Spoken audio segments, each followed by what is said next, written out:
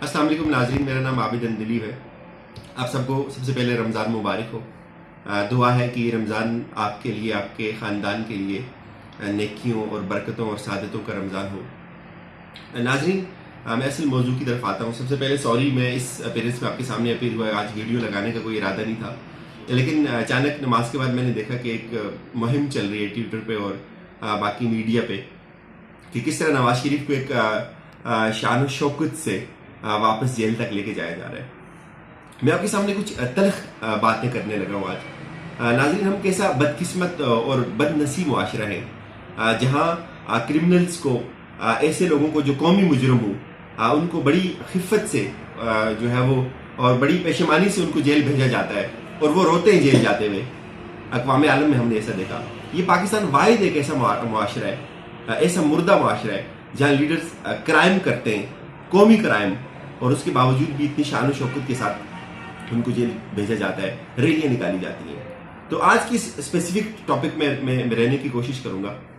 देखिए, ये लीडर्स इखलाकियात को तय करते हैं, लीडर्स कौमी समाजी और सियासी इर्तिका को तय करते हैं, लीडर्स एग्जाम्पल सेट करते हैं। लीडर ही उस मुआशरे के लिए उसकी इखलाकियात को, उसकी मॉरलिटीज को के पैमानों को मुकर्रर करते हैं। तो हम कैसा बदनसीब मुआशरा है। 35 साल से हमने एक शख्स पे कलाम किया, उसकी बसात, शायद मुझे अपनी किताब का जुमला याद आ रहा है, माजरत अगर आप इसको बुरा मनाएं, कि 35 साल पे हमने 35 साल एक ऐसे शख्स पे कलाम किया जिसकी अपनी जाती हैसियत एक सेमिनार की मुस्तहिक भी नहीं थी। तो आज भी वो शख्स जब पाकिस्तान की सियासत से बिल्कुल गैर मुतल्लिक हो चुका है, आज भी आप देखें सारा मीडिया किस तरह से कौम का वक्त बर्बाद कर रहा है, उसको अपने पीछे लगाया हुआ है।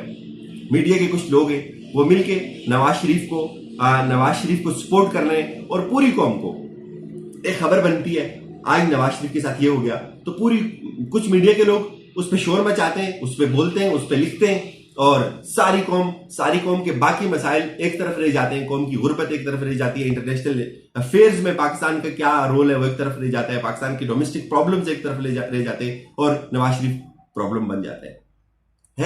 हैरानी होती है ऐसे एंकर्स पे जिनको आज तक ये समझ नहीं आई, इसलिए शायद समझ नहीं आती कि वो पैसा लेते हैं, वो उनके मफादात उनसे वाबस्ते हैं। नवाज शरीफ ने अपने दौर में उनको बेतहाशा नवाजा हुआ है, तो वो लोग फिर कौम का वक्त बर्बाद करते हैं। एक ऐसे बंदे को, एक ऐसे गैर मुतल्लिक बंदे को बार बार कौमी हीरो के तौर पे और हेडलाइंस के तौर पे पेश किया जाता है, बेशुमार मीडिया की कवरेज दी जाती है। तो इस कवरेज में नाजरीन, एक तो हमारा जो इखलाकियात का जो इर्तिका है वो रुक जाता है, वो दूसरी तरफ शिफ्ट हो जाता है और हमारे असल मसाइल छुप जाते हैं।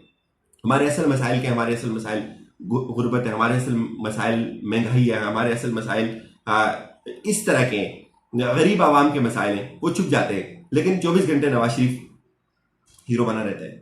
अब मैं आपको कुछ वो बुनियादी बातें बताता हूं कि किस तरह नवाज शरीफ ने इस सारे अरसे में कौम को गुमराह किया, किस तरह नवाज शरीफ के साथ मिलकर मीडिया के कुछ तबकात ने कौम को गुमराह किया और गलत बयानियां क्रिएट किया जाता रहा। सबसे पहले नवाज शरीफ ने यह कहा कि मैं चेक नहीं करवाऊंगा, एक जिद लगा कर रखी। अगर आपको याद हो तो मरीम नवाज की वो ट्वीट्स के इतने दिन हो गए, आज पापा को नहीं मिलने दिया जा रहा, पापा की हालत इतनी संगीन खराब है, डॉक्टर अदनान को नहीं मिलने दिया जा रहा, 3-3 4-4 घंटे हमें इंतजार करवाया जा रहा है, बाहर हालत खराब होने के बावजूद भी हमारा कोई नहीं है। और उस प्रेशर में आकर पंजाब हुकूमत ने क्या किया, नवाज शरीफ की उस तहफ्फुज के लिए, नवाज शरीफ की सेहत की हिफाजत के लिए डॉक्टर्स को तैनात कर दिया, बाहर एम्बुलेंसेज लगा दी। अच्छा, उस पर क्या तनकीद डेवलप की, उस पर मीडिया के कुछ लोगों ने ये तनकीद डेवलप करना शुरू कर दी कि नहीं, अगर नवाज शरीफ की हालत खराब नहीं तो क्या जरूरत है एम्बुलेंसेज डेवलप करने, बाहर खड़ी करने की, क्या जरूरत है बाहर डॉक्टर्स को लगाने की, क्या जरूरत है इतनी जो है वो इंतहाई निगहदाश्त का एहतमाम करने की, नवाज शरीफ वाकई जो है वो सेहतमंद है। तो इस तरह के मुतबादिल बयानिए बना कर तश्कील दिए जाते हैं और कौम का वक्त जो है वो बर्बाद किए जाते हैं। जमानत मुस्तरद हुई, सुप्रीम कोर्ट में आ गई। सुप्रीम कोर्ट में जब आए, पहली जमानत में ख्वाजा अनस ने कहा कि माय लॉर्ड, मेरी ये ख्वाहिश है कि मेरा जो मौक्कल है उसकी तबीयत खराब है, उसको प्रेशर बहुत ज्यादा है, और 5 बोर्ड्स की और 31 डॉक्टर्स की रिपोर्टें लाई गई। सब ने ये कहा था नवाज शरीफ की एंजियोग्राफी बड़ी इंपॉर्टेंट है, नवाज शरीफ की एंजियोग्राफी के लिए जो है ना उसके लिए नागजीर हो चुकी हुई है, नवाज शरीफ को इतने स्टंट पड़ चुके हुए, नवाज शरीफ इतनी गोलियां खाते हैं, तो उसके लिए माय लॉर्ड जरूरत क्या है, जरूरत है कि आप इसको हमें कुछ टाइम दें, हम अपना इलाज करवाएं, हम डॉक्टर से कंसल्ट करें। तो उस वक्त क्या हुआ नाज़रीन, ये बड़ी इंपॉर्टेंट बात आपको बताने लगा हूं। खोसा साहब ने ये पूछा क्या आप कहीं बाहर जाने की तैयारी तो नहीं कर रहे? तो ख्वाजा साहब ने कहा नहीं, मैं तो बाहर जाने की बात ही नहीं कर रहा, बाहर जाने की तो हमारे कोई ऐसे एहतमाम ही नहीं है, हमारी कोई ऐसी सोच ही नहीं है। अभी हम ये चाहते हैं कि हमारा जो क्लाइंट है उसको उस पर बहुत ज्यादा ज़हनी दबाव है। तो खोसा साहब ने कहा ज़हनी दबाव तो हर मरीज पे होता है, हर कैदी पे होता है।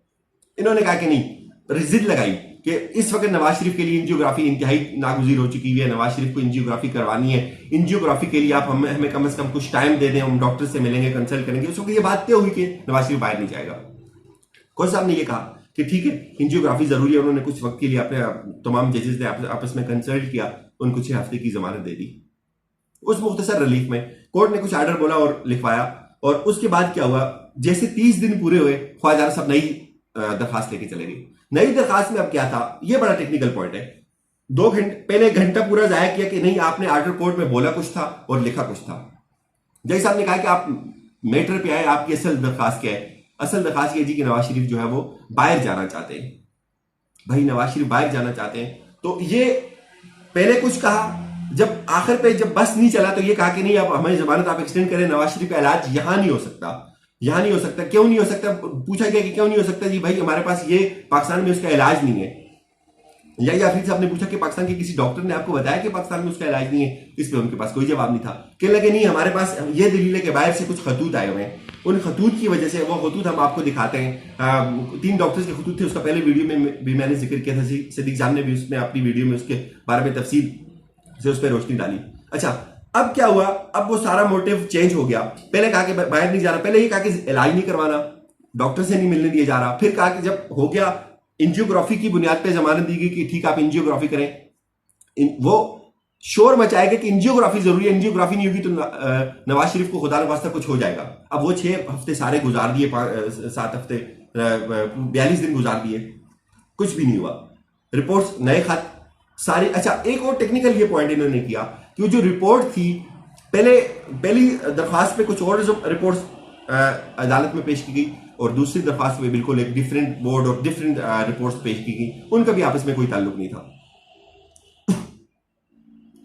अच्छा, आज क्या हुआ नाजरीन, जो मैं वीडियो बनाने का मकसद था, देखिए नवाज शरीफ इस वक्त प्रैक्टिकली पाकिस्तान की सियासत से बिल्कुल इररिलेवेंट हो चुके हैं। लेकिन फिर वही मीडिया के वो कुछ लोग प्राइम टाइम में शाम से लगे हुए। नवाज शरीफ को आज इस वक्त ये पहुंच गया, काफिला यहां पहुंच गया, काफिला यहां पहुंच गया, मरीम नवाज के इलेक्टिविट्स आ रहे हैं, पूरी मीडिया की एक कंपेन लॉन्च हुई है, सारे तजियाकार उस पर बैठे हुए हैं, नवाज शरीफ को प्रोटोकॉल मिल रहा है। नवाज शरीफ दोबारा कहानी में आ गया।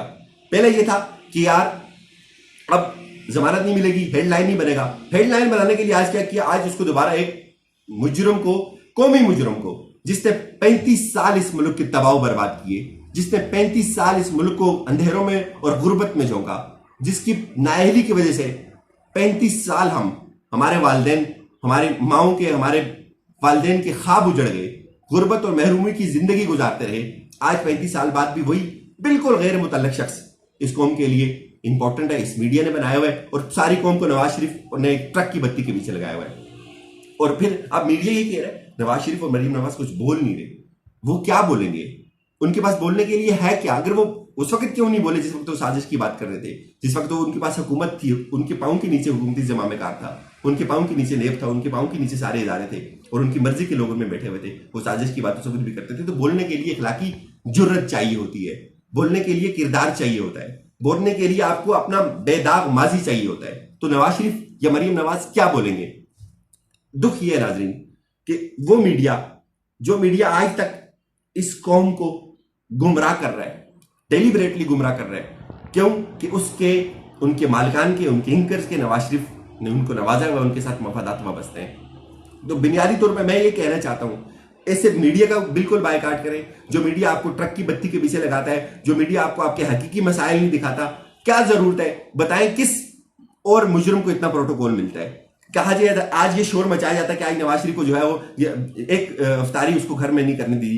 50,000 कैदी हैं अगर पाकिस्तान की जेलों में, तो कौन से कैदी ने आज तक इतना शोर मचाया? बाकी कैदी जेल में अफ्तारी नहीं करते, बाकी कैदी जेल में ईदें नहीं गुजारते।